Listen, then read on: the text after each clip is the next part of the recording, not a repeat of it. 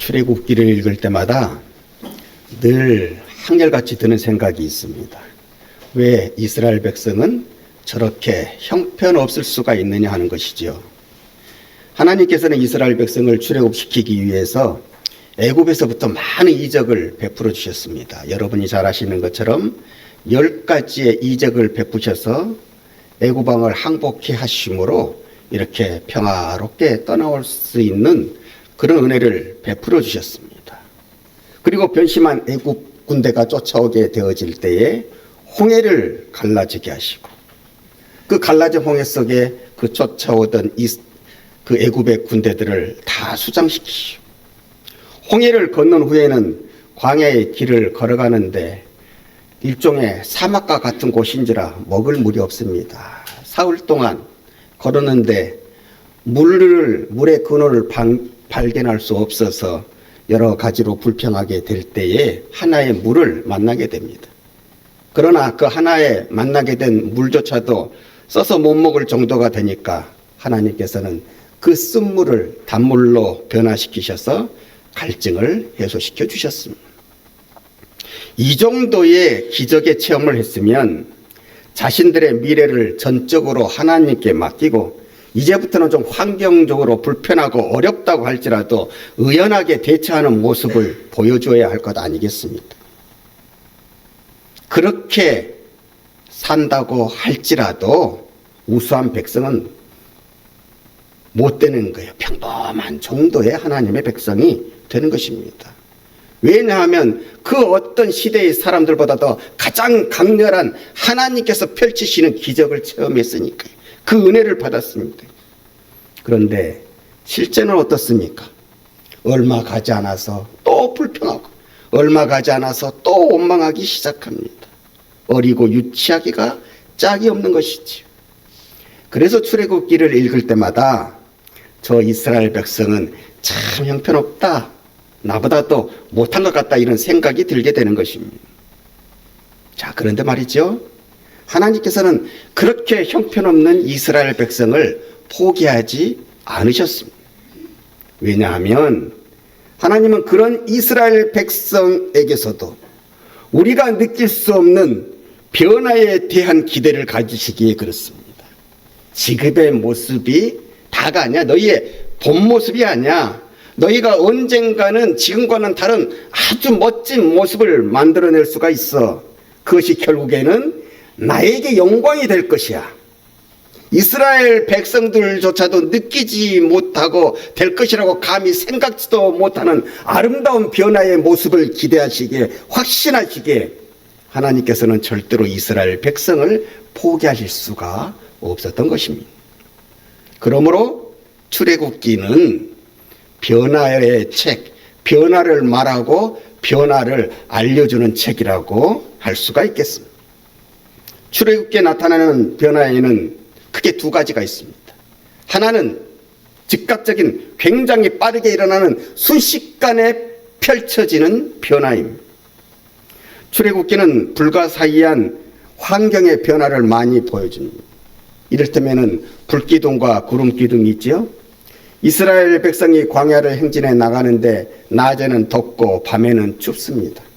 그것을 이스라엘 백성이 지나가는 것이 너무 고생스러우니까 하나님께서는 낮에는 구름기둥으로 뜨거움을 막아주시고 밤에는 불기둥으로 추위를 막아주십니다. 따뜻하게 해주셨다 이 말이죠. 요즘 세상에서도 볼 수 없는 가장 큰 에어컨과 난로를 통하여서 그들의 앞길을 인도하시고 보호해 주셨습니다. 어디 이뿐입니까? 그 단단한 반석에서도 물이 나오는 기적을 보게 하셨고, 하늘에서는 만나와 메추라기가 날아오고 떨어지게 되는 것입니다.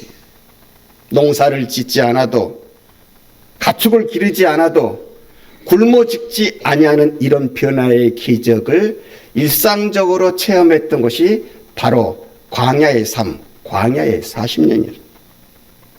그러나 출애굽기는 이런 눈에 확 띄는 빠른 변화 외에도 눈에 안 보이는 또 하나의 변화를 보여주고 있는데, 그것은 바로 이스라엘 백성의 변화였습니다.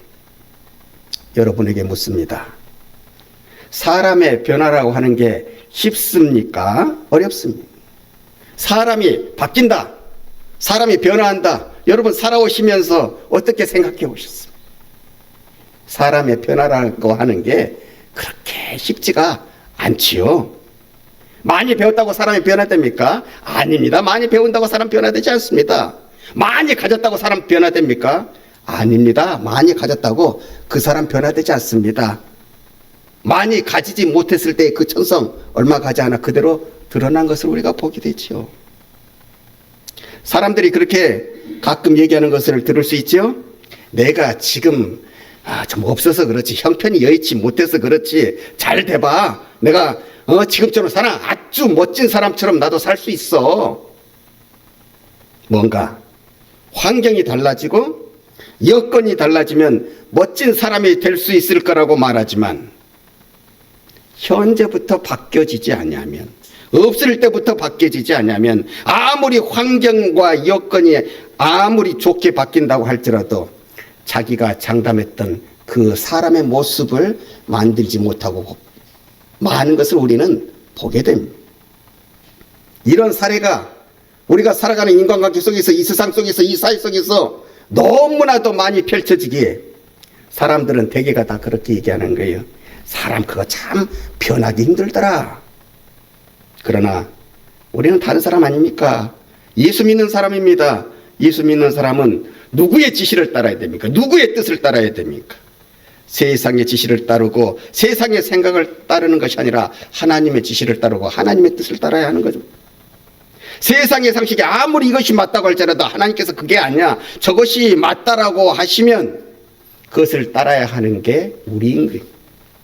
성경은 특별히 출애굽기는 사람은 꼭 변한다는 것입니다. 다만 그 변화의 시간이 다 짧았으면 좋겠는데 다 짧진 않고 때로는 긴 것이 있기에 우리가 세상을 살며 야, 사람은 정말 안 변하는 것이 맞는 것 같다 이렇게 얘기할 수 있지만은, 그러나 사람은 결국에는 주님의 은혜 안에서 변할 수 있다고 결론을 내리는 것이 출애굽기.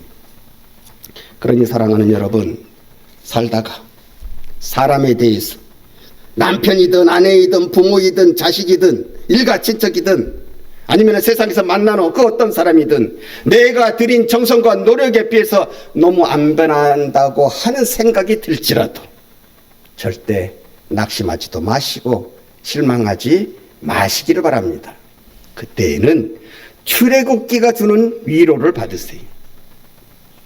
하나님께서도요, 가만 생각해 보면 이스라엘 백성을 변화시키는데 몇 년이 걸린지 아십니까?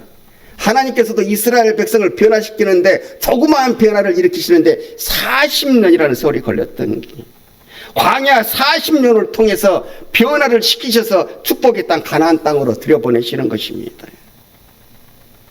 출애굽한 이스라엘 백성이 원래 목적지인 가나안 땅에 들어가게 하시는데 40년이 걸렸습니다. 하나님께도 40년이 걸리셨는데 내가 목적하는 것에 대한 변화의 시간이 길다고 또한 왜 그렇게 안 변하느냐고 푸념할 것이 아니라는 말씀입니다. 40년을 훈련받은 이스라엘 백성임에도, 특별히 하나님께 훈련을 받은 이스라엘 백성임에도, 하나님이 직접 교육하신 백성임에도 불구하고 사실 40년 전이나 40년 후에 이스라엘 백성을 보면 뭐 그렇게 특별하게 바뀌었다고 하는 것을 찾아보기가 힘들 정도입니다. 왜냐하면 그래도 가끔 가다가 여전히 불평하고 원망을 토로하는 모습을 찾아볼 수가 있고, 그럼에도 불구하고 그 이스라엘 백성이 가나안 땅에 들어가게 된다 이 말이에요. 그래서 제가 그 사람들이 굳이 무엇이 변해서 그 축복의 땅에 들어갔을까, 그것을 찾아보니까 그 변화의 차이가 무엇인가 찾아보니 강을 건널 때에 한 가지 차이점이 생기더라고요. 출애굽에서 강을 건널 때에는 두 번의 강을 건너게 됩니다. 애굽을 나올 때에는 홍해를 건너고요, 가나안 땅에 들어가게 될 때에는 요단강을 건넙니다. 홍해를 건널 때에는 전적인 하나님의 능력, 하나님의 의지만으로 건너가게 됩니다. 모세에게 하나님이 시키시죠. 너의 두 팔을 홍해 쪽으로 들라. 그러면은 저 홍해의 바다가, 홍해의 강이 갈라질 것이다. 전적으로 하나님의 지시만 있었을 뿐입니다. 그러나 가나안 땅을 들어가기 위한 요단강을 건너가기 위해서는요, 백성들로 대표되는 제사장들의 발바닥이 출렁거리는 그 물결을 밟을 때에 그 물이 쫙 갈라지는 것이 아니라 쫙 끊기게 되는 것입니다.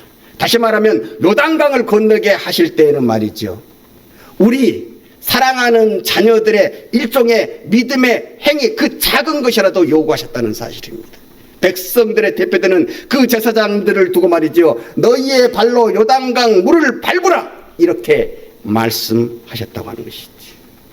그리고 그들이 그 말씀에 순종해서 그 요단강 물을 밟았을 때 위로부터, 상류로부터 내려오는 물이 끊기게 되고, 현재 있는 물들은 우리가 알고 있는 저 염의 사이로 내려가서 지금 우리가 걸어가야 되는 그 길은 방금 전에는 강물의 길이었지만은 지금은 마른 길로 변하게 되는 그 축복을 받았던 것입니다. 홍해를 건널 때와 요단강을 건널 때에 무슨 차이가 있습니다. 큰 차이가 아니었습니다. 이렇게 작은 차이, 예전에는 뭐 힘들고 어려웠을 때에 원망이 앞섰고 삶의 조건을 채워주셨을 때에 그 다음에 가서 하나님의 말씀을 순종하는 사람으로 살아갔지만은, 그러나 40년 후에 요단강을 건널 때는 여전히 부족하고 연약한 모습이 있었지만은 그래도 말씀 앞에 의심 없이 순종해보는 그 작은 믿음의 행위가 그들의 삶 가운데에 주어졌다는 그 차이가 있었던 것입니다. 느리지만 이 작은 변화가 이스라엘 백성을 40년 만에 축복의 땅 가나안으로 들어가게 했던 것입니다. 그러므로 출애굽기는 사람은 안 변하는 것 같아도 변해. 하나님이 그렇게 인도해 가셔. 이렇게 우리 안에 있는 변화를 알려주는 책입니다. 그러므로 우리가 세상에서 배운 지식이, 세상에서 쌓은 경험이 아무리 사람은 안 변한다고 할지라도 우리가 주 안에만 있으면, 부족하고 연약한 나일지라도, 지금은 조그마한 능력이 없는 나처럼 보여진다고 할지라도 하나님의 능력 안에서 좋은 사람으로, 하나님의 능력 안에서 사람다운 사람으로, 하나님의 능력 안에서 하나님께 영광을 돌릴 수 있는 존재로 변한다는 이 사실을 꼭 믿으시기를 주님의 이름으로 축원합니다. 구원이라고 하는 것을 봅시다.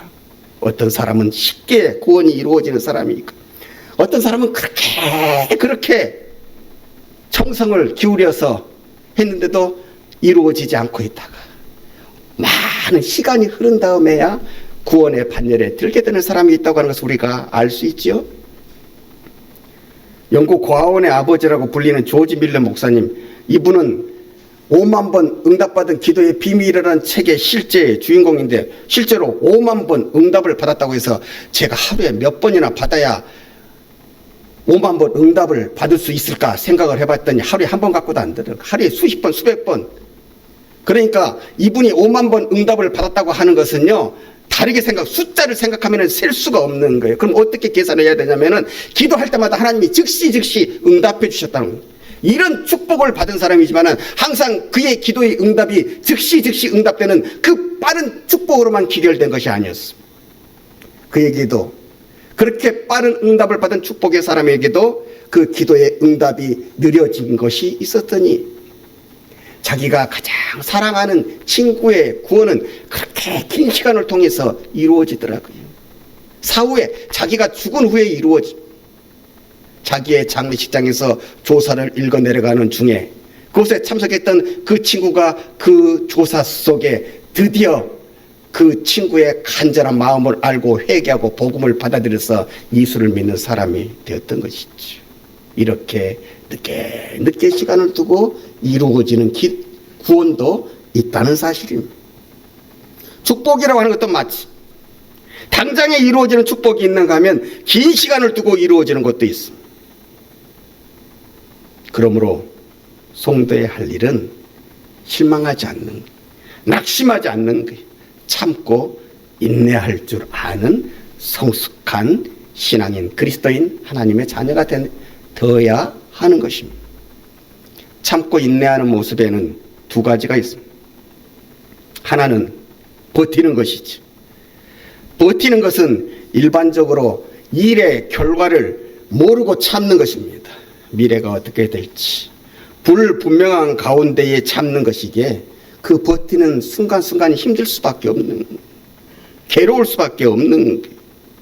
반면에 견디는 것은 일의 결과, 닥칠 미래를 알기에 참아도 그 참는 차원이 다른 것입니다.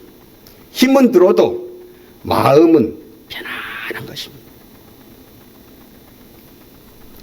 목욕한 후에 상쾌함을 느끼지 못하는 어린이는 뜨거운 탕 속에 들어갈 때 뜨거 그럽니다. 그러나 세신한 후에, 목욕한 후에 그 상쾌함을 아는 어른은 그 뜨거운 물에 들어갈 때 어떻게 얘기합니까? 시원해. 그 뜨거운 탕 속에 들어가서도 다른 말을 하게 되는 것입니다. 어린이는 뜨거운 탕 속에 들어갈 때 버텨서 그런 것이고, 어른은 그 뜨거운 탕 속에 들어갈 때에 견뎌서 그러는 것입니다. 오늘은 사순절 첫째 주일입니다. 사순절 하면 떠오르는 문장이 있습니다. No cross, no crown. 십자가 없는 면류관은 없다는 뜻인데, 고난 없는 영광은 없다는 뜻으로 더 많이 쓰여집니다. 그리스도의 인생은 고난이 없어서 좋은 인생이 되는 것이 아니라 고난을 이겨서 좋은 인생이 되는 것임을 알아야 되겠습니다. 여러분, 우리의 삶 가운데에 숱한 문제들이 있잖아요. 자녀를 키우는 문제, 건강의 문제, 물질의 문제, 기타 등등의 숱한 문제를 놓고 우리는 이제 기도할 줄 알잖아요. 그 정도의 수준은 되잖아요. 그런데 문제는 이것들이 내 뜻대로, 내 생각대로 안 이루어졌을 때에 우리의 태도, 우리의 모습이 중요하다는 겁니다. 그때는 어떻게 해야 되겠습니까? 그런 일을 맞닥뜨릴 때 하나님의 자녀로서 우리는 어떤 반응을 보여야 할 것입니까? 오늘 3절에 나오는 이스라엘 백성처럼 불평해야 하겠습니다. 제가 한번 읽어드릴게요. 우리가 애굽 땅에서 고기 가마 곁에 앉았던 때와 떡을 배불리 먹던 때에 여호와의 손에 죽었더라면 좋았을 것을 너희가 이 광야로 우리를 인도하여 내어 이 온 회중으로 줄여 죽게 하는도다. 저는 오늘 본문 말씀 속에서도 이 말씀을 읽으면서 참 불평도 아주 찰지게 한다. 야, 들으시는 우리 주님, 우리 하나님, 우리 성령님의 마음을 참으로 후벼 파는, 야, 정말로 아프게 하는 말을 그렇게 그냥 종곡으로 찌르는 그 아픔의 불평을 터뜨리고 있구나, 그렇게 생각을 했습니다. 들으신 하나님의 마음이 너무나 아프셨을 것 같아요. 이 정도의 수준이면 광야의 생활은 길어질 수밖에 없습니다. 그러나 변화의 속도를 알아서 우리가 믿음 가운데에 견딜 줄 아는 자가 된다면 가나안 입성을 기다리는 연단의 시간도, 교육의 시간도, 이스라엘 백성은 40년이 걸렸지만은 우리는 40년이 30년이 될 것이요, 20년이 될 것이요, 10년이 될 것이요, 더 나은 자에게는 그 날이 얼마나 짧아질 수 있다고 하는 것을 우리가 영적인 눈을 열어서 볼 수 있어야 하겠습니다. 이것보다도 더 중요한 것이 있습니다. 그 축복을 이루기 위해서, 그 축복의 땅에 들어가기 위해서, 그 문제를 해결받기 위해서 견뎌내는 그 시간의 모습이 다르다고 하는 것이지요. 못 들어갈까? 이루어지지 않을까? 불안과 염려로 보내는 것이 아니라 이루어질 것을 알기에, 들어갈 것을 확신하기에 기쁨과 소망으로 의연하게 그 고난의 시간들을, 그 연단의 시간들을 견뎌내는 것입니다.